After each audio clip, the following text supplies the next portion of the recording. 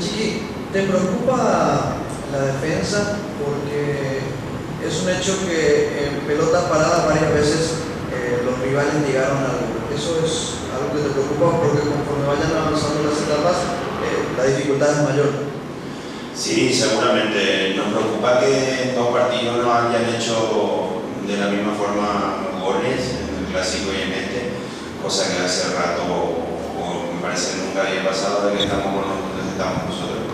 Seguro que eso también crea una pequeña inestabilidad en los muchachos del sector. Vamos a seguir trabajando, charlando, variando si hace falta posicionamiento o manera de marcar o lo que sea útil para poder mejorar.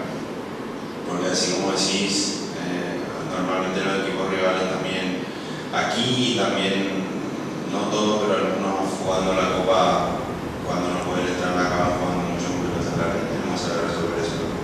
Así como lo del domingo, el Guaraní, uno de los equipos más irregulares de la pelota. Se ha recuperado mucho, es un excelente plantel y están esperándonos, están descansados. Nosotros vamos a jugar 3 días después y lo vamos a definir esta noche en el entrenamiento.